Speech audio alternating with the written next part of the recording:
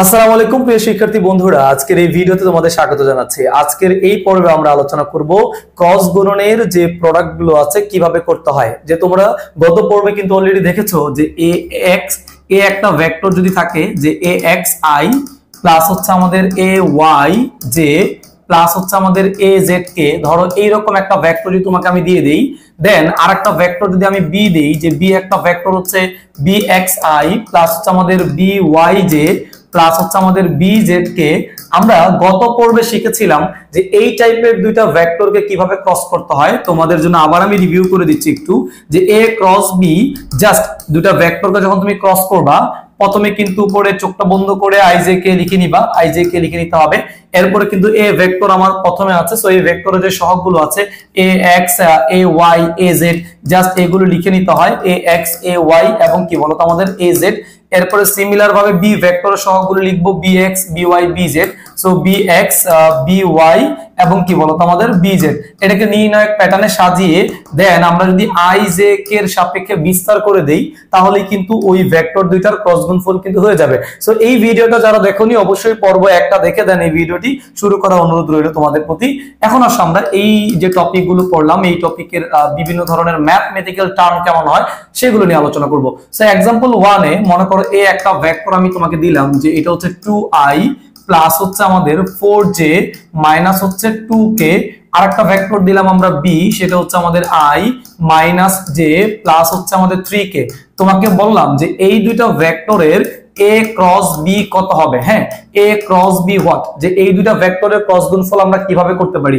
So already তোমাদের কিন্তু আমরা শিখিয়েছিলাম যে এই দুইটা ভেক্টরের ক্রস গুণফল করার জন্য তোমাকে প্রথমে লিখে নিতে হবে যে a ক্রস b ইকুয়াল, প্রথমে উপরে কি লিখতে হয় বলতো বাচ্চারা, i ক্যাপ জে ক্যাপ এবং কি বলতো কে ক্যাপ। এরপরে প্রথমে কিন্তু আমার a ভেক্টর আছে, a ভেক্টরের সহগগুলো কি কি আছে 2 4 -2 2 4 -2। এরপর লিখতে হবে বি ভেক্টরের সহগগুলো, i এর কোন সহগ এখানে দেখো এখানে কিন্তু কিছু লেখা নাই, তার মানে বুঝতে হবে এখানে 1 আছে, তার মানে 1 লিখলাম। জে এর সহগ কিন্তু এখানে দেখো -1 আছে, সো আমি -1 লিখলাম। কে এর সহগ কিন্তু দেখো 3 আছে, 3 লিখে নিলাম এবং এটাকে নির্ণায়ক চিহ্ন দিয়ে এটাকে আবদ্ধ করে দিতে হবে। এখন আমরা যদি এই জিনিসটাকে বিস্তার করি, বিস্তার করলেই কিন্তু আমরা অলরেডি a ক্রস b নামক যে ভেক্টরটা আছে সেটা কিন্তু পেয়ে যাব। সো তোমরা সবাই অলরেডি বিস্তার করার নিয়ম কিন্তু অলরেডি ম্যাট্রিক্স নির্ণায়ক চ্যাপ্টারে পড়েছো, আমরা তারপর আবার একটু রিভিউ করব। বিস্তার করার যে নিয়মটা সেটা হচ্ছে, বিস্তার করার যে নিয়ম হচ্ছে আমরা দেখো প্রথমে i এর সাপেক্ষে বিস্তার করব, যার সাপেক্ষে বিস্তার করতে হয় ওই কলাম এবং সারিটাকে বাদ দিতে হয়। সো আমরা এই 1 নাম্বার কলামটা এবং 1 নাম্বার সারিকে যদি বাদ দিয়ে দেই তাহলে প্রথমে আমি কার সাপেক্ষে বিস্তার করতেছি বলতো বাচ্চারা, i এর সাপেক্ষে। আমরা গতদিন অলরেডি বলেছিলাম যে i এর অবস্থান দেখো 1 নাম্বার কলামে আছে এবং 1 নাম্বার সারিতে আছে, 1 এবং 1 যোগ করলে যেহেতু এর পজিশনটা 2 হচ্ছে তার মানে এটা পজিটিভ হবে, এই কারণে কিন্তু আমরা i পজিটিভ লিখেছি। i এর সাপেক্ষে যখন বিস্তার করবা তখন এই কলাম এবং এই সারিটাকে বাদ দিতে হবে। সো বাদ দিয়ে বাকি যে ভুক্তিগুলো আছে তাদের মধ্যে আড়াআড়ি গুণ করে দিতে হবে। সো 4 এবং 3 গুণ করব, -2 এবং -1 গুণ করব, তাহলে দেখো 3 এবং 4 গুণ করলে কিন্তু আমরা 12 পাচ্ছি। এরপর দেখো আমরা জানি সূত্রের একটা মাইনাস বসাইতে হয়, সূত্রে কি বসাইতে হয়, মাইনাস বসাইতে হয়। এরপর এই মাইনাস এবং মাইনাস মিলে কিন্তু প্লাস হবে, 2 আর 1 গুণ করলে কিন্তু আমাদের 2 হয়ে যাবে। তার মানে আমরা i এর সাপেক্ষে বিস্তার করলে এই অংশটা পেয়ে যাচ্ছি। এরপর আমাদের j এর সাপেক্ষে বিস্তার করতে হবে। সো যদি আমরা j এর সাপেক্ষে বিস্তার করি দেখো j কিন্তু তোমাদের হচ্ছে 2 নাম্বার কলামে আছে এবং 1 নাম্বার সারিতে আছে, 2 এবং 1 যোগ করলে কিন্তু 3 হচ্ছে, এই কারণে j এর সামনে একটা কি বসাইতে হয় বলতো আমাদের, মাইনাস বসাইতে হয়। এখন যদি আমি j এর কলামটাকে বাদ দিয়ে দিই, বাদ দিয়ে দিলে কিন্তু আমার কি কি থাকে বলো, 3 এবং 2 গুণ করলে কিন্তু 6 হয়ে যাবে এবং এই মাইনাস আর সূত্রে যে একটা মাইনাস ছিল এটা কিন্তু মিলে প্লাস হয়ে যাবে, 2 এবং 1 গুণ করলে কিন্তু 2 হয়ে যাচ্ছে। কেমন? এরপরে তুমি যদি কে এর সাপেক্ষে বিস্তার করো, কে দেখো তোমার 3 নাম্বার কলামে আছে এবং কিন্তু সে 1 নাম্বার সারিতে আছে, সো 3 এবং 1 যোগ করলে তোমার 4 হচ্ছে, তার মানে জোড় সংখ্যা, সো এটা পজিশন কিন্তু প্লাস হবে। সো আমরা কে এর যে পজিশনটা প্লাস লিখে আমি যখন এই কলামটাকে বাদ দেই, এই কলাম এবং এই সারিটাকে বাদ দিয়ে দেই, সো বাকি যে উপাদানগুলো আছে 2 এবং -2 এটা গুণ করলে হবে হচ্ছে, সরি 2 এবং -1 গুণ করলে হবে এটা -2। এরপরে সূত্রে একটা মাইনাস বসাতে হয়, 4 আর 1 গুণ করলে হবে হচ্ছে কি বলতো আমাদের 4। এখন এটা যদি সিম্পলি তুমি যোগ বিয়োগ করো দেখো 12 থেকে 2 বাদ দিলে কিন্তু তোমার 10 হচ্ছে।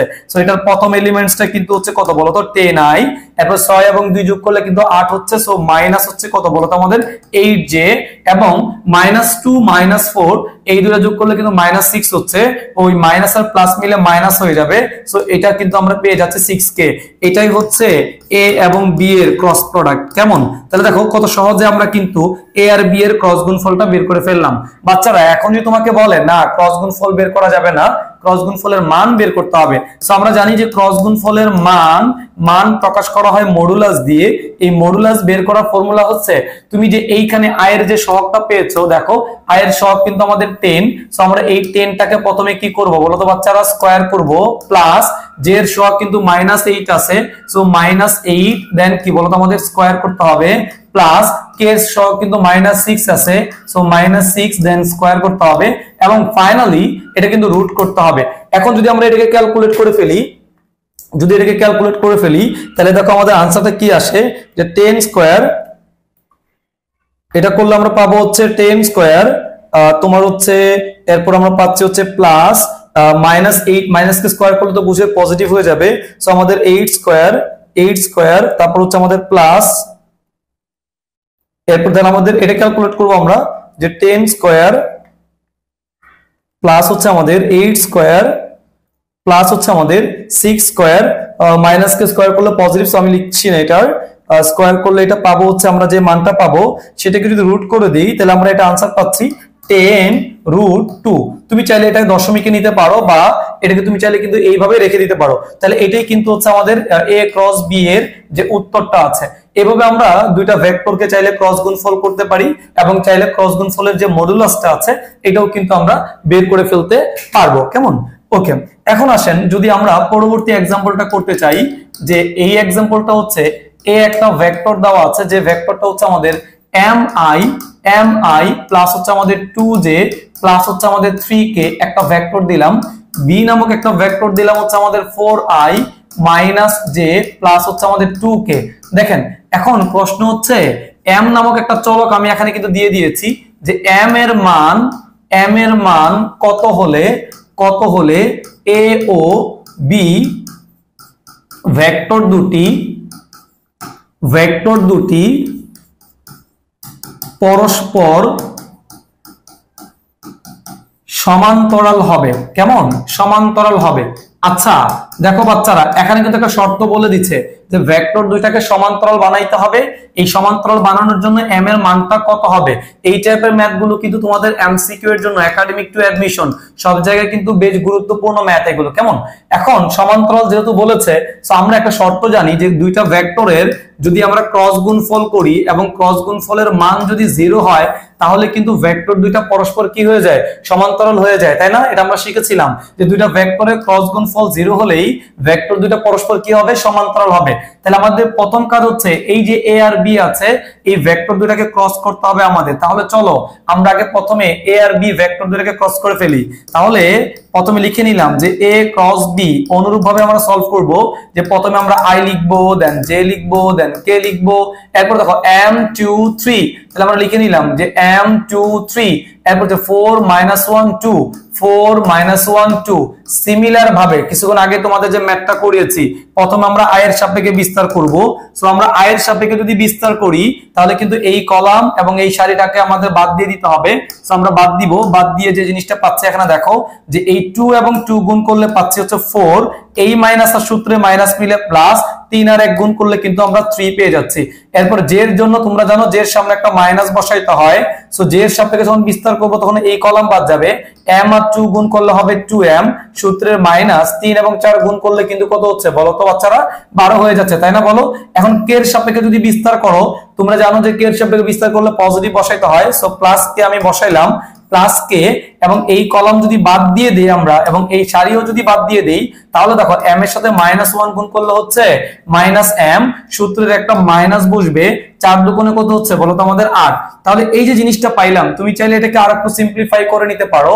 সেটা হচ্ছে এই পাশে কিন্তু আমাদের কি ছিল বলো তো? a ক্রস b ছিল, তাই না? তাহলে এটাকে যোগ বিয়োগ করলে 4 3 কত হচ্ছে আমাদের? 7i minus j into 2m minus 12 plus k into minus m minus 8। তাহলে এই যে জিনিসটা পেয়েছো, এই জিনিসটা কিন্তু আমরা কি পেয়েছি বলতো বাচ্চারা? ক্রস গুণফল পেয়েছি। তার মানে এটা হচ্ছে এ এবং বি যে দুইটা ভেক্টর পেয়েছো, এই দুইটা ভেক্টরের ক্রস গুণফল। এখন আমাকে বলেছে এই ভেক্টর দুইটাকে তোমাকে সমান্তরাল বানাইতে হবে, তাই তো? সমান্তরাল বলে দিয়েছে যে ভেক্টর দুইটা সমান্তরাল হবে m এর একটা স্পেসিফিক মানের জন্য। কোন মানের জন্য সমান্তরাল হবে সেটা আমরা বের করব, বাট আমরা একটা শর্ত জানি যে এই a ক্রস b কে যদি কোনোভাবে 0 বানানো যায় তাহলে আমরা লিখতে পারি যে শর্ত মতে যে a ক্রস b যেটা আছে এটা যদি 0 হয় তাহলেই কেবলমাত্র ভেক্টর দুইটা কি হবে বলো তো? আমাদের সমান্তরাল হবে। এখন এই ভেক্টরটা আমি দেখে দেখে লিখি হুবহু, যেটা আছে যে 7i - j 2m - 12 plus k into m - 8 equal এই পাশে কিন্তু 0 আছে। আচ্ছা, 0 না লিখে আমি কিন্তু চাইলে জিনিসটাকে 0i plus 0j plus 0k এভাবে চিন্তা করতে পারি, কারণ এর কেউ নেই, যার কেউ নাই তার শুধু কিন্তু সবাই 0 আছে। সো এভাবেও চিন্তা করতে পারি। এই যে দুইটা লাইন লিখলাম আমি, এখন এই দুইটা লাইনের দুই পাশ থেকে যদি আমি সহগ সমতাকৃত করি, দেখো এইটা এবং এইটা তখনই সমান হবে যখন এই প্রত্যেকটা উপাদান যে আয়ের সাথে আয়ের সহগ, জের সাথে জের সহগ, কে এর সাথে কে সহগ গুলো যখন সমান হবে তখনই কিন্তু এটা পসিবল। কিন্তু দেখো এখানে আয়ের সহগ হচ্ছে 7, এখানে আয়ের সহগ হচ্ছে 0, এটা কিন্তু কখনোই কি বলতো সমান হইতে পারে না, কারণ এই সহগটা ম্যাচ করতে পারে না। কিন্তু এখানে কিন্তু আমাদের m এর স্পেসিফিক কোনো মান নাই, কারণ m এর কোনো নির্দিষ্ট মান আমি জানি না। তার মানে এটার জন্য কিন্তু কি হইতে পারে বলতো? আমাদের 0 হইতে পারে। তাহলে আমি লিখতে পারি 2m - 12 ইকুয়াল হচ্ছে 0। এই পাশে -1 আছে বা -j আছে, তুমি চাইলে 0 সামনে মাইনাস দিয়েও চিন্তা করতে পারো। সো মাইনাস গুলোকে ইগনোর করতে হবে, মাইনাস গুলো কোনো কাজ নাই। শুধুমাত্র ভ্যালুটা যে 2m - 12 এটা ইকুয়াল আমরা হচ্ছে যে j এর যে সহগ 0 আছে এটাকে ম্যাচ করাচ্ছি। তাহলে এখান থেকে দেখো যে আমরা 2m ইকুয়াল এই -12 তো ওই পাশে পাঠালে কত হচ্ছে? +12, বা m ইকুয়াল লিখতে পারি +12 ভাগ হচ্ছে আমাদের কত বলতো? 2। দেন এটাকে যদি আমি আরেকটু ক্যালকুলেট করে ফেলি তাহলে আমরা এখান থেকে পাবো যে m ইকুয়াল 12 কে 2 দিয়ে কাটলে জিনিসটা পাচ্ছে হচ্ছে 6। তাহলে m এর একটা মান 6 সম্ভব, m এর একটা মান 6 সম্ভব। আবার দেখো k এর সহগ যদি মিলাও, k এর এখানে কি লেখা আছে বলতো? -m - 8 ইকুয়াল কিন্তু 0। তাহলে এখানে লেখা যায় -m, এই -8 ওই পাশে পাঠালে 8 হয়ে যাবে। তার মানে m ইকুয়াল মাইনাস দ্বারা গুণ করে দিলে আলটিমেটলি কিন্তু এটা m ইকুয়াল -8 হয়ে যাচ্ছে। তাহলে দেখো এই জিনিসটা এমন ভাবে আমাদের ম্যাথটা দিয়েছে যে ম্যাথে m এর দুইটা মান সম্ভব। m এর মান হয় 6 না হলে কত হবে বলতো? 8। এই দুইটার যে কোনো একটা হতে পারে অথবা দুইটাই হতে পারে। যে কোনো মানের জন্য কিন্তু ভেক্টর দুইটা পরস্পর কি সম্ভব বলতো? সমান্তরাল সম্ভব। এখন এই যে ম্যাথটা সলভ করলাম, এই ম্যাথটা যদি তোমাদের সিকিউ তে আসে তাহলে অবশ্যই এই প্যাটার্নে করবে। কিন্তু যদি এমসিকিউ তে আসে, যে এমসিকিউ তে আসলে কোন প্যাটার্নে সলভ করবে? যেহেতু আমাকে বলছে সমান্তরাল মানে তাদের ক্রস গুণফল 0, আর ক্রস গুণফল যদি 0 হয় তাহলে তাদের যে অনুরূপ সহগগুলোর অনুপাত আছে যে ax/bx, এরপর হচ্ছে তোমাদের ay ভাগ হচ্ছে আমাদের by ইকুয়াল হচ্ছে আমাদের az ভাগ হচ্ছে bz। এই যে ij কে যে সহগগুলোর অনুপাত আছে এই অনুপাতগুলো সমান হবে। এটা তখনই সমান হবে যখন a ক্রস b ইকুয়াল 0 হবে, অথবা ভেক্টর দুইটা পরস্পর কি হবে বলতো? আমাদের সমান্তরাল হবে। তার মানে ভেক্টর দুইটা পরস্পর সমান্তরাল হলেই ক্রস গুণফল 0 হবে। আর ক্রস গুণফল যদি 0 হয় তাহলে i j j k k এর যে অনুপাতগুলো আছে এই অনুপাতগুলো পরস্পর কি হবে বলতো বাচ্চারা? সমান হবে। তার মানে তোমরা এমসিকিউ কিন্তু ডাইরেক্ট এই প্যাটার্নে করতে পারো। এখন যদি আমরা এই প্যাটার্নে করি, দেখো আমরা যে কোনো দুইটাকে যদি সমান ধরে নেই যে ax আর ay এর পোরশনটা, তাহলে দেখো এখানে i এর সহগ হচ্ছে m লিখে নিলাম, নিচে কিন্তু কত আছে বলতো? 4। সো 4 ও লিখে নিলাম ইকুয়াল, এখানে কিন্তু যে সহগ আছে 2 লিখে নিলাম, নিচে যে সহগ কিন্তু আছে কত বলতো? -1। সো -1 লিখে নিলাম। তাহলে খেয়াল করে দেখো, আমি যদি এখানে -m ইকুয়াল 4 দুগুণ হচ্ছে 8, তার মানে m এর একটা মান কিন্তু -8 পেয়ে গেলাম। দেখো খুব সহজেই কিন্তু আমরা ম্যাথটা সলভ করে ফেলতে পারি, তোমাদের কিছুক্ষণ আগে যেটা দেখাইলাম। এখন আবার যদি এটার সাথে এটাকে নিয়ে তুমি রেশিও করো, যেহেতু চলকটা এর মধ্যে আছে তার মানে এটাকে দুইবারই নিতে হবে তোমাকে। সো m/4 এটা ইকুয়াল, পরবর্তী উপাদান দেখো 3 এবং 2, সো 3/2 এটা দেওয়া আছে। সো এখান থেকে আমরা লিখতে পারি 2m ইকুয়াল কত বলতো? 3 4 কত আমাদের? 12। তার মানে এখানে m ইকুয়াল লেখা যায় 12/2, তার মানে হচ্ছে 6। তাহলে দেখো আমরা শর্টকাট প্যাটার্নও কিন্তু এই ম্যাথটা সলভ করে ফেলতে পারলাম, এবং তুমি যে রিটেন প্যাটার্ন যেটা আছে ওই প্যাটার্নও কিন্তু তুমি রিটেনে করে ফেলতে পারবে। সো এই টপিকের প্রশ্নগুলো কিন্তু একাডেমিক অ্যাডমিশনের এমসিকিউ এর জন্য অনেক বেশি গুরুত্বপূর্ণ, সিকিউ এর জন্য খুব কম গুরুত্বপূর্ণ। তোমরা মূলত এই টাইপের ম্যাথগুলো এমসিকিউ এর জন্য করবে এবং এই শর্টকাট টেকনিক দিয়ে কিন্তু তোমরা সলভ করে ফেলতে পারবে। এখন আমরা যে এই যে ক্রস গুণন শিখলাম, এই ক্রস গুণনের কতগুলো অ্যাপ্লিকেশন আছে, যে অ্যাপ্লিকেশনের মধ্যে একটা অ্যাপ্লিকেশন হচ্ছে ক্ষেত্রফল নির্ণয় করা, যে আমি কোন একটা বস্তুর ক্ষেত্রফল নির্ণয় করতে চাচ্ছি। ক্ষেত্রফলটা কিভাবে আমরা ক্রস গুণনের মাধ্যমে নির্ণয় করতে পারি সেটা আমরা এখন দেখব। প্রথমত হচ্ছে সামান্তরিকের ক্ষেত্রফল নির্ণয় করা। কেমন? সামান্তরিকের ক্ষেত্রফল নির্ণয়, সামান্তরিকের ক্ষেত্রফল নির্ণয় করব আমরা। সামান্তরিকের ক্ষেত্রফল যদি নির্ণয় করি, সামান্তরিকের ক্ষেত্রফলটা কেমন হবে একটু দেখো। মনে করো বাচ্চারা এটা একটা সামান্তরিক, এই সামান্তরিকের একটা নাম আমি দিতে পারি যে এটা হচ্ছে ও, এটা হচ্ছে আমাদের মনে করো পি, এটা হচ্ছে তোমার মনে করো কিউ, এটা মনে করো হচ্ছে আর। So O P Q R একটা সামান্তরিক। এই সামান্তরিকের মনে করো এই বাহু বরাবর একটা ভেক্টর প্রকাশ করতেছি আমরা এ দিয়ে, আর এই বাহু বরাবর একটা ভেক্টর প্রকাশ করতেছি, এটা কি বলতো আমরা বি দিয়ে। তাহলে এ আর বি দুইটা ভেক্টর দেওয়া আছে। এখন এই এ আর বি ভেক্টর দুইটা কিন্তু দুইটা সন্নিহিত বাহু বোঝাচ্ছে। তাহলে তোমাকে বুঝতে হবে যে ভেক্টর দ্বয় সামান্তরিকের কি বোঝায় বলতো? আমাদের সন্নিহিত বাহু বোঝায়। সন্নিহিত বাহু যদি আমাদের সামান্তরিকের সন্নিহিত বাহু বোঝায়, তাহলে এই সামান্তরিকটার ক্ষেত্রফল আমি কিভাবে বের করতে পারি? তোমরা বাচ্চা ক্লাসে শিখেছিলা যে একটা সামান্তরিকের ক্ষেত্রফলের সূত্র যদি আমরা বের করি, যে সামান্তরিকের ক্ষেত্রফল, সামান্তরিকের তুমি যদি নরমালি ক্ষেত্রফল বের করো, নরমালি ক্ষেত্রফল বের করার সূত্রটা কি বলতো? আমাদের ভূমি ইনটু কি বলতো? উচ্চতা। তার মানে ভূমি গুণন উচ্চতা যে ফর্মুলাটা আছে, এটাতে কিন্তু বাচ্চা ক্লাসে তোমরা অলরেডি সামান্তরিকের ক্ষেত্রফল বের করেছো। সো আমরা এই যে সামান্তরিকের ভূমি কোনটা বলতো? ও থেকে পি পর্যন্ত, এটা কিন্তু আমাদের ভূমি মিন করছে। সো আমরা ভূমি দ্বারা বোঝাচ্ছি হচ্ছে ও থেকে পি পর্যন্ত, এইটুকু হচ্ছে এই সামান্তরিকের ভূমি, সেটা আমরা লিখে নিলাম। আর উচ্চতা কিন্তু এখানে মার্কিং করা নাই, সো আমি উচ্চতার জন্য এখানে একটা লম্ব টেনে নিলাম। এটা হচ্ছে আমাদের কাঙ্ক্ষিত উচ্চতা, তার মানে উচ্চতাকে আমরা এইচ দিয়ে প্রকাশ করলাম।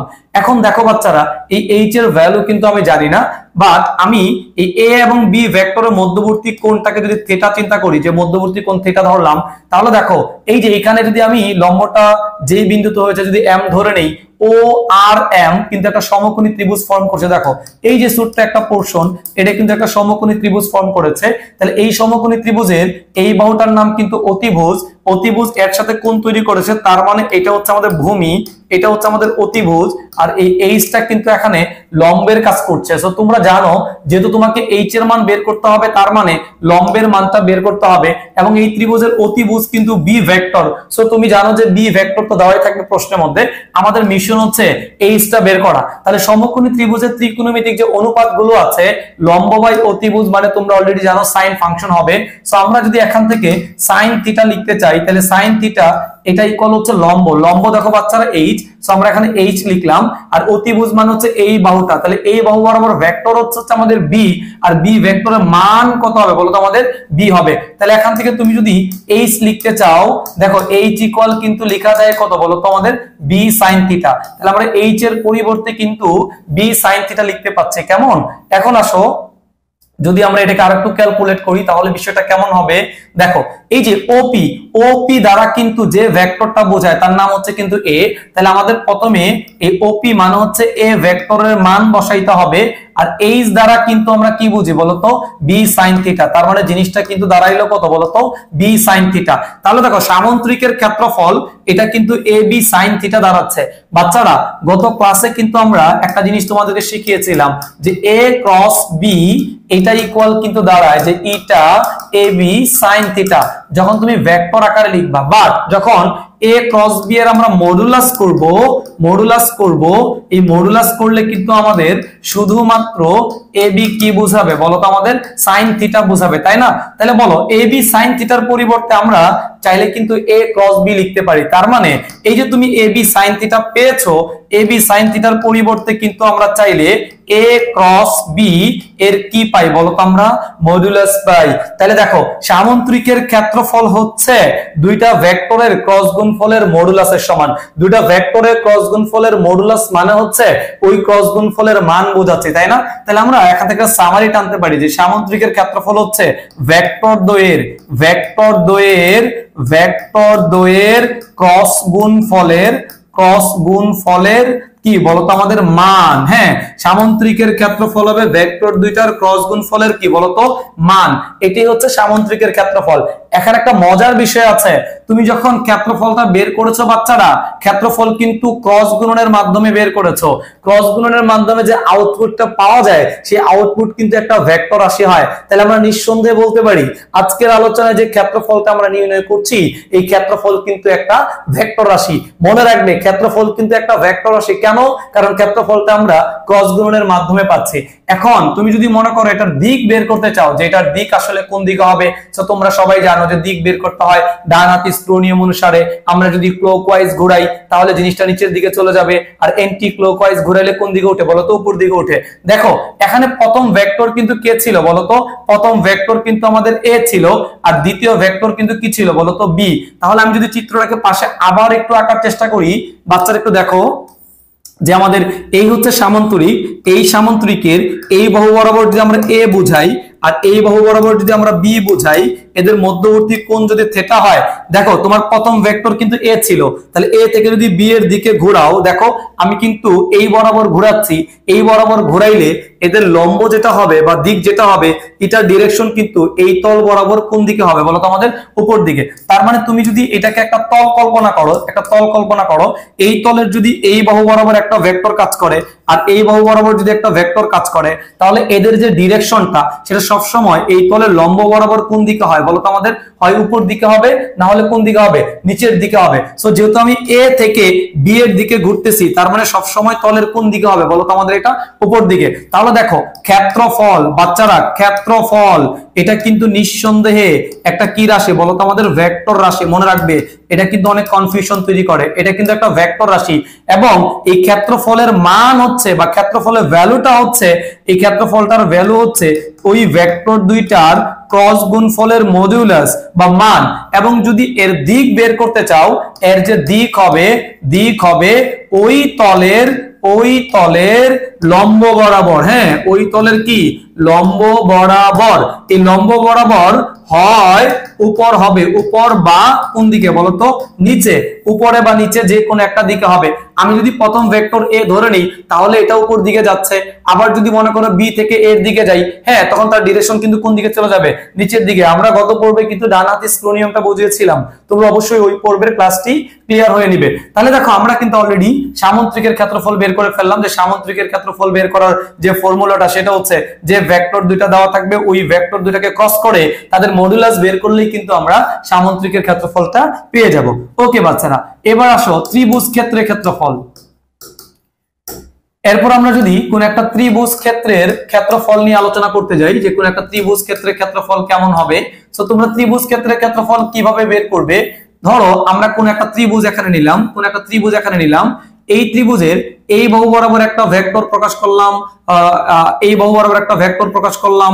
মনে করো এটা হচ্ছে a নামক ভেক্টর আর এটা হচ্ছে আমাদের b নামক ভেক্টর। এখন এই ভেক্টর দুইটা যদি ত্রিভুজের দুইটা বাহু বোঝায়, তাহলে এই ত্রিভুজের ক্ষেত্রফল কেমন হবে?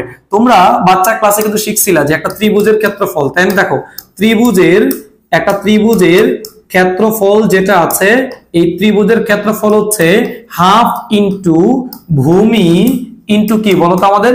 উচ্চতা। এটা হচ্ছে একটা ত্রিভুজের বেসিক ফর্মুলা, যে একটা ত্রিভুজের ক্ষেত্রফল বের করার ফর্মুলা হচ্ছে হাফ ইন্টু ভূমি ইন্টু কি বলতো আমাদের?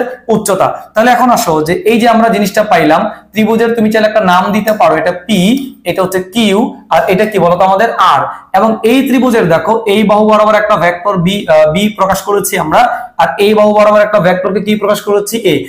এখন তুমি যদি এদের ক্ষেত্রফল বের করতে চাও, প্রথমে হাফ বসাইতে হবে। সো আমি একটা হাফ বসাইলাম, ভূমি বসাইতে হবে। দেখো এই ত্রিভুজের ভূমিটা কিন্তু হচ্ছে কিউআর। সো আমি ত্রিভুজের ভূমিটা কিউআর বসাইলাম। এখন লাগবে কি বলতো বাচ্চারা? উচ্চতা। তাহলে একটা উচ্চতা টেনে নাও। আমি এখানে একটা উচ্চতা টেনে নিলাম, নাম দিলাম হচ্ছে এইচ। তাহলে আমাকে আগে এইচ বের করতে হবে। সো এইচ বের করার জন্য দেখো এই এ ভেক্টর আর বি ভেক্টর এদের মধ্যবর্তী কিন্তু একটা কোণ তৈরি হয়েছে, এর নাম হচ্ছে কি আমাদের থেটা। সো কিছুক্ষণ আগে তোমাদের এই কনসেপ্টে বলেছিলাম যে এই যে একটা সমকোণী ত্রিভুজ ফর্ম করে, এই সমকোণী ত্রিভুজের এটা কিন্তু অতিভুজ আর এটা কিন্তু লম্ব। সো লম্ব বাই অতিভুজ মানে সাইন ফাংশন অ্যাপ্লাই করে দিব আমরা। সো আমরা এখানে লিখতে পারি যে সাইন থিটা এটা ইকুয়াল লম্ব হচ্ছে আমাদের এইচ আর অতিভুজ হচ্ছে কোনটা বলতো? বি নামক ভেক্টর, যেটা তার মান বসাই দিব আমরা। সো এখানে এইচ ইকুয়াল কিন্তু লিখতে পারি বলতো বাচ্চারা কি লিখতে পারি?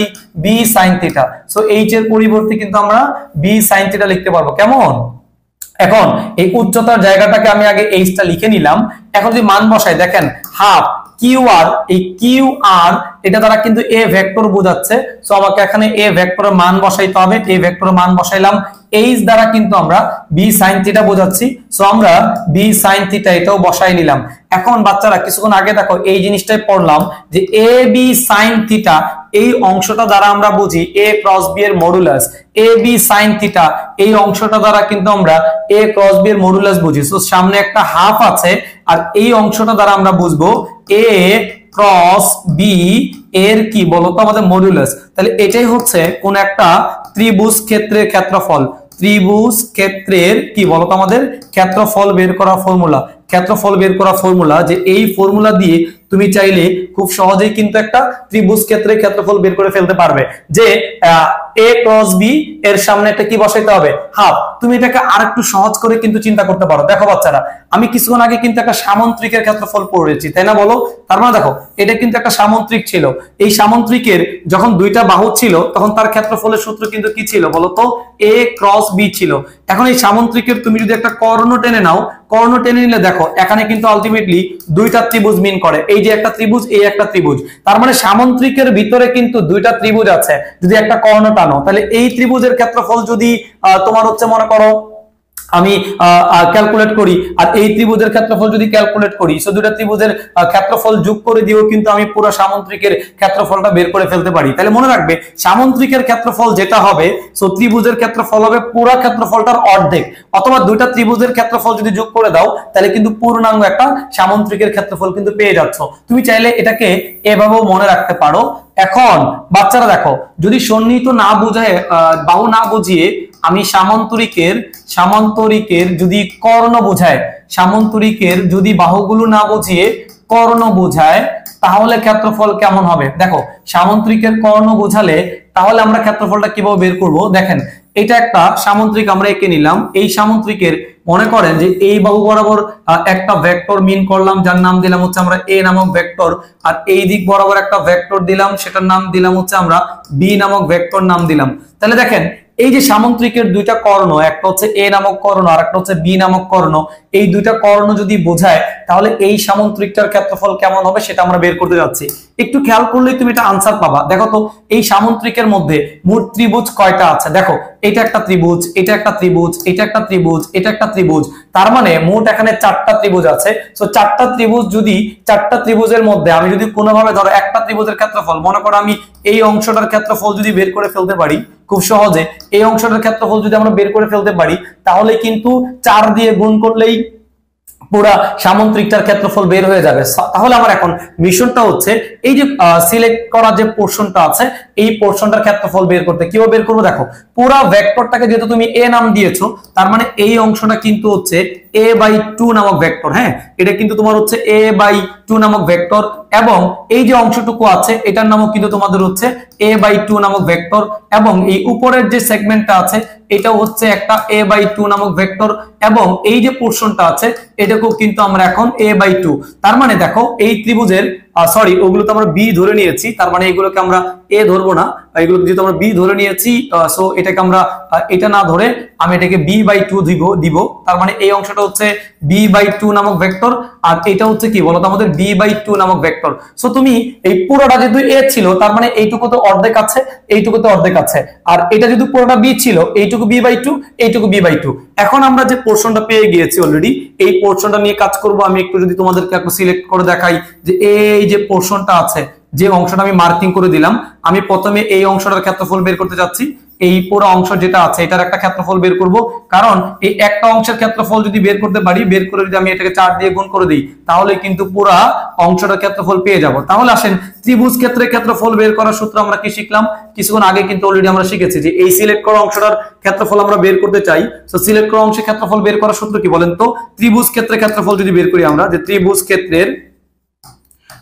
ক্ষেত্রের ক্ষেত্রফল যদি আমরা বের করি, তাহলে আমাদের প্রথম একটা হাফ বসাইতে হয়, একটা হাফ আমরা বসাই দিলাম।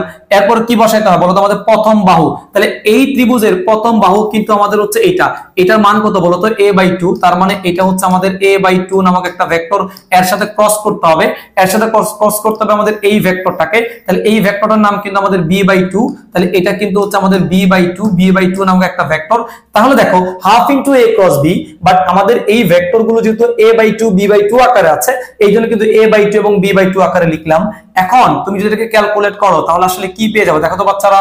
আমি এই 2 আর 2 গুণ করলে কিন্তু আমরা পাচ্ছি 4, 4 আর 2 গুণ করলে কিন্তু পাচ্ছি আমরা 8। তার মানে জিনিসটা দাঁড়াচ্ছে 1/8 into a cross b, a cross b এর কি বলতো? আমাদের মডুলাস। এটা কিন্তু আমরা জাস্ট একটা সিলেক্ট করা যে ত্রিভুজটা আছে, এই ত্রিভুজের ক্ষেত্রফলটা বের করে ফেলেছি। তাহলে এইরকম ত্রিভুজ টোটাল কয়টা আছে? একটা, দুইটা, তিনটা, চারটা। তার মানে এই অংশটা হচ্ছে জাস্ট একটা সেগমেন্টের ক্ষেত্রফল। এখন তুমি যদি এটাকে 4 দিয়ে গুণ করো তাহলে কিন্তু পুরো সামান্তরিকটার ক্ষেত্রফল পেয়ে যাবে। তাহলে এখন যদি আমরা লিখি সুতরাং সামান্তরিকের ক্ষেত্রফল, দেখেন সুতরাং সামান্তরিকের আমরা যদি পুরোটার ক্ষেত্রফল বের করি তাহলে এর মধ্যে টোটাল পোরশন আছে 4টা, 4 ইনটু একটা পোরশনের ক্ষেত্রফল পেলাম হচ্ছে 1/8 ইনটু হচ্ছে আমাদের a ক্রস b এর মডুলাস। সো এটা যদি আমি আরেকটু ক্যালকুলেট করি তাহলে আমাদের যে বিষয়টা দাঁড়াবে সেটা হচ্ছে, আমি এই 4 8 কাটলে 2 হয়, সো 1/2 পাশে কি আছে বলেন তো? a cross b। তাহলে দেখেন এটা কিন্তু ত্রিভুজ ক্ষেত্রের প্রথম যে ত্রিভুজ ক্ষেত্রটা পড়েছিলাম তার ক্ষেত্রফলের কিন্তু সমান সূত্র হয়ে দাঁড়িয়েছে। তাহলে দেখেন আমরা যে ক্ষেত্রফল নামক ভেক্টরটা বের করছি, এটা কিন্তু আসলে আমরা তিনটা প্যাটার্নে করলাম। একটা হচ্ছে সামান্তরিকের বাহু বুঝালে ক্ষেত্রফল কেমন হবে, ত্রিভুজের বাহু বুঝালে ক্ষেত্রফল কেমন হবে, সামান্তরিকের কর্ণ বুঝালে ক্ষেত্র কেমন হবে। এখন আসেন আমি যদি একটু সামারি করি, তিনটা সূত্রকে সামারি করি, তাহলে দেখেন কোন একটা সামান্তরিকের ক্ষেত্রফল এটা হচ্ছে a ক্রস b এর মডুলাস যখন বাহু বুঝাবে। যখন কি বোঝাবে বলো তো বাচ্চারা? বাহু বোঝায়, হ্যাঁ, দুইটা সন্নিহিত বাহু বোঝায়। আবার সামান্তরিকের ক্ষেত্রফল তখন এটা হবে হাফ a ক্রস b এর মডুলাস যখন কি বোঝাবে বলো তো বাচ্চারা? কর্ণ বোঝায়, যখন তোমার আলটিমেটলি কর্ণ বোঝায়। আর যদি আমরা ত্রিভুজ ক্ষেত্রের ক্ষেত্রফল বের করতে চাই, যে একটা ত্রিভুজ ক্ষেত্রের কি বলো তোমাদের ক্ষেত্রফল, তখন সেটা কিন্তু সামান্তরিকের কর্ণের সূত্রটা দাঁড়াবে যে হাফ a ক্রস b এর কি বলতো আমাদের মডুলাস করতে হবে। তাহলে এই হচ্ছে মূলত আমাদের ক্ষেত্রফল সংক্রান্ত যে বিষয়টা আছে। সো আমি এখন কিভাবে ক্ষেত্রফলটা বের করতে পারি সেটা দেখবো আমরা। একটা এক্সাম্পল আমরা লিখি।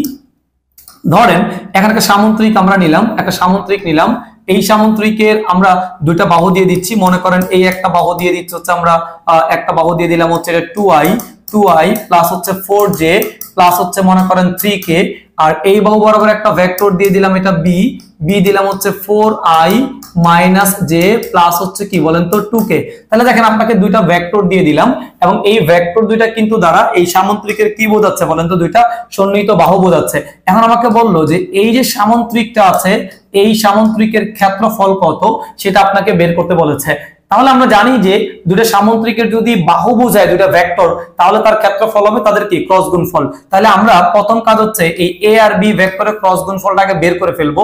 তাহলে দেখেন a ক্রস b যদি আমরা বের করি, তাহলে a ক্রস b বাচ্চারা একই নিয়মে করতে হবে, আগের মতোই i লিখলাম, g লিখলাম, k লিখলাম, তবে a ভেক্টরের সহগগুলো জাস্ট দেখে দেখে লিখবা 2 4 3, আর এখানে কি আছে 4 1 2, 4 1 এবং হচ্ছে 2।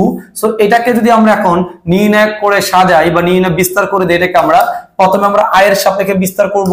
সো আমরা যদি আয়ের সাপেক্ষে বিস্তার করি তাহলে এই কলাম এবং এই সারিটাকে বাদ দিয়ে দিতে হবে। সো আয়ের সাপেক্ষে প্লাস হবে 4 আর 2 গুণ করলে হবে আমাদের 8, এই মাইনাস সূত্রে মাইনাস হবে প্লাস 3 আর 1 গুণ করলে হবে 3। হ্যাঁ, একটা শেষ।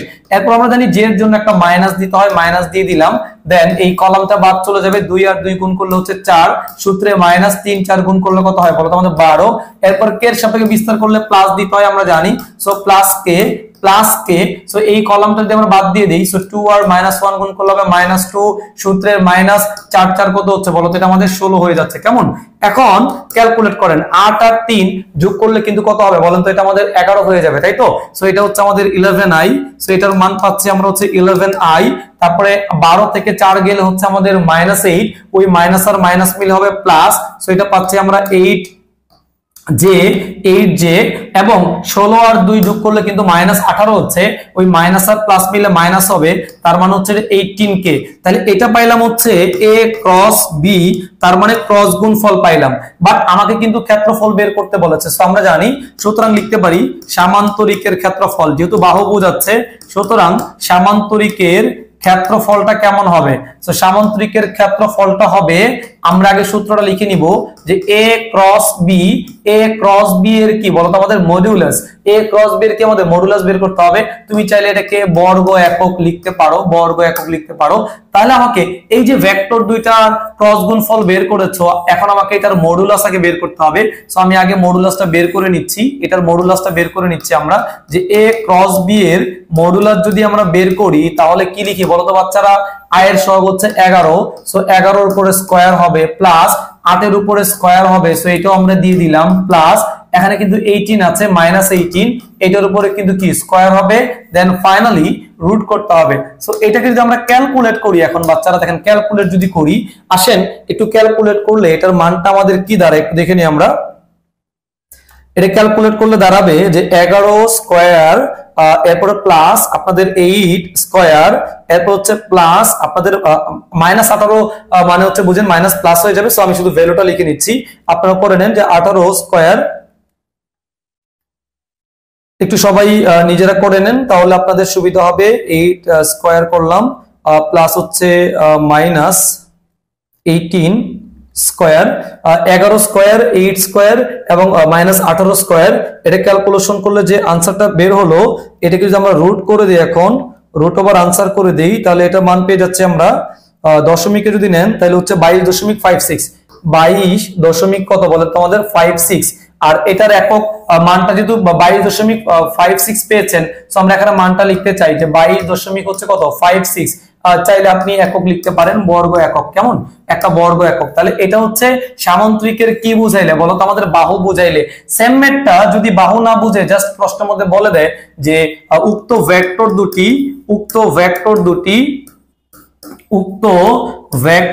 দুটি সামান্তরিকের ওই সামান্তরিকের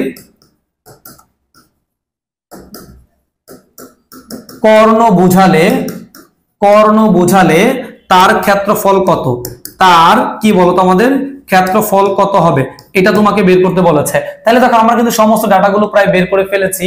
এখন আমাকে জাস্ট যে কাজটা করতে হবে, তোমাকে কিন্তু এখানে মেনশনটা অন্য কিছু করেছে যে সামান্তরিকের দুইটা কি বোঝাচ্ছে বলতো আমাদের কর্ণ। তাহলে আমরা জানি কর্ণ বুঝালে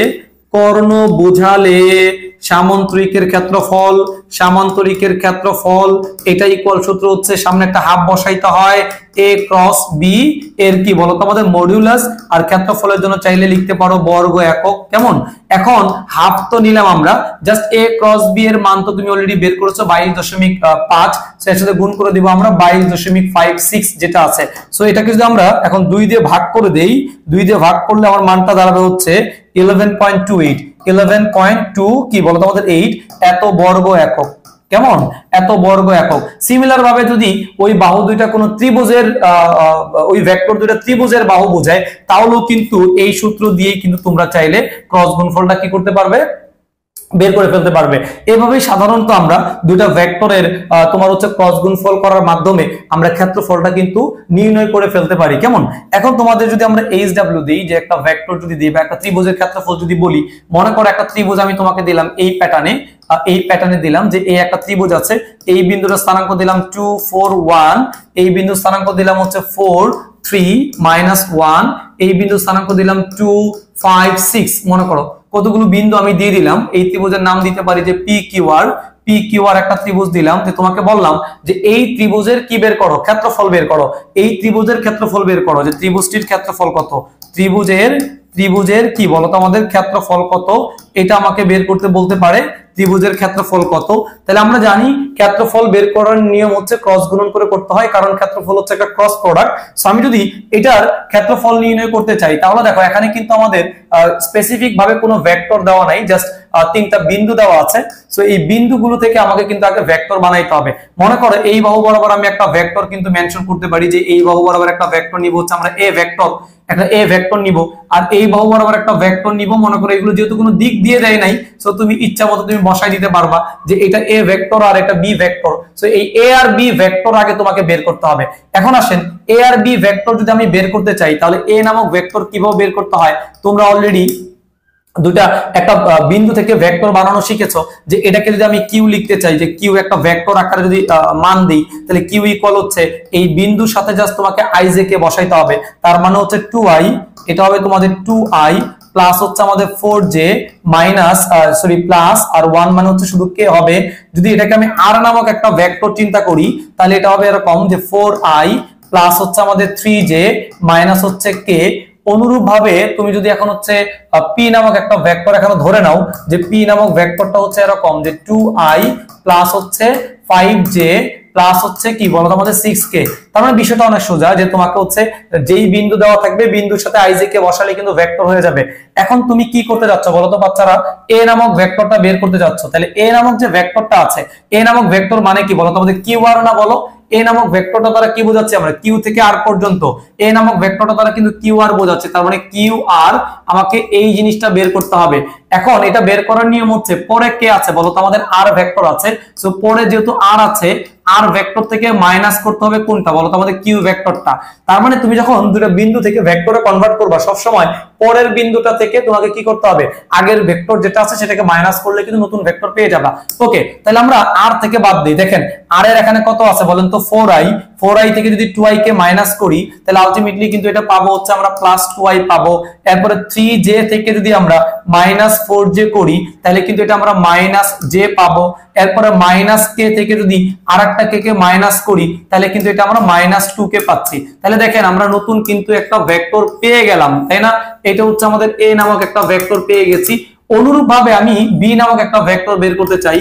তাহলে দেখেন b নামক যে ভেক্টরটা আছে, বি নামক ভেক্টরটা কি বলেন তো, কিউ থেকে পি পর্যন্ত বোঝাচ্ছে। তাহলে বি নামক ভেক্টরটা মূলত হচ্ছে কিউ পি। তাহলে দেখেন এরপরে কিন্তু কে আছে, পি আছে। তার মানে পি ভেক্টর থেকে মাইনাস করতে হবে কাকে বলেন তো, কিউ ভেক্টরটাকে মাইনাস করতে হবে। এখন দেখেন আপনি যদি পি থেকে কিউ বাদ দেন, পি থেকে কিউ বাদ দেন, পি এর প্রথম উপাদান কিন্তু 2i আছে, এখান থেকে 2i বাদ দেন, তাহলে 2i থেকে 2i বাদ দিলে 2i থেকে 2i বাদ দিলে কিন্তু কত 0 হয়ে যাচ্ছে। সো আমাদের এটা বলতে পারি যে 0i হবে। এরপরে দেখেন 5j থেকে আপনি যদি 4j বাদ দিয়ে দেন তার মানে প্লাস j পেয়ে যাচ্ছেন। এরপরে যদি 6k ছিল, এটা 6k থেকে একটা কে বাদ দিয়ে দেন তাহলে কিন্তু এটা হচ্ছে প্লাস 5k পেয়ে যাচ্ছেন। সো এটাকে আমি সাজায় লিখতে পারি যে j প্লাস কত বলতো আমাদের 5k, অথবা এইভাবেও রাখতে পারেন আপনার ক্যালকুলেশন করার সময়। তার মানে এটা পাইলাম হচ্ছে আমরা b নামক ভেক্টর। এভাবে তোমরা একটা বিন্দু দেওয়া থাকলে বিন্দুগুলো ধরে আগে তোমাকে ভেক্টরে কনভার্ট করতে হবে। সো আমরা ভেক্টরে কনভার্ট করে ফেললাম। এখন এই যে ভেক্টরটা পেয়েছো, এই ভেক্টরগুলো দিয়ে এখন আমাদের এই ত্রিভুজের ক্ষেত্রফল কিন্তু আমাকে বের করতে হবে। সো আমরা জানি ত্রিভুজ ক্ষেত্রের ক্ষেত্রফলের যে সূত্রটা আছে, যে ত্রিভুজের ক্ষেত্রফল, একটা ত্রিভুজের ক্ষেত্রফল বের করার যে ফর্মুলাটা সেটা হচ্ছে হাফ ইনটু কি বলতো আমাদের a ক্রস b এর কি বলতো আমাদের মডুলাস। এখন আমাকে প্রথম কাজ হচ্ছে a ক্রস b টাকে বের করতে হবে। সো আমরা আসো আগে a ক্রস b টা বের করি। সো a ক্রস b আগের নিয়মে করব, i j k। প্রথমে a ভেক্টর লাগবে, a ভেক্টরের সহগ কি কি আছে দেখো, 2 -1 -2 2 -1 -2। আর b নামক দেখো, b নামক ভেক্টরে কিন্তু i এর কোনো সহগ নাই, তার মানে 0 বসবে। j এর সহগ কিন্তু আছে 1 1 বসবে, কে এর সহগ কিন্তু 5 আছে, সো 5 বসবে। এখন এটাকে যদি আমরা ক্যালকুলেট করি, দেখেন প্রথমে আমরা বিস্তার করব কার সাপেক্ষে বলেন বাচ্চারা, আই এর সাপেক্ষে বিস্তার করব। এই কলাম এবং এই সারিটা বাদ দিতে হবে এবং আই এর জন্য সবসময় পজিটিভ বসে। 5 এবং -1 গুণ করলে হবে -5, সো এই একটা মাইনাস সূত্রে মাইনাস মিলে প্লাস হয়ে যাবে। 2 এবং 1 গুণ করলে 2 হবে।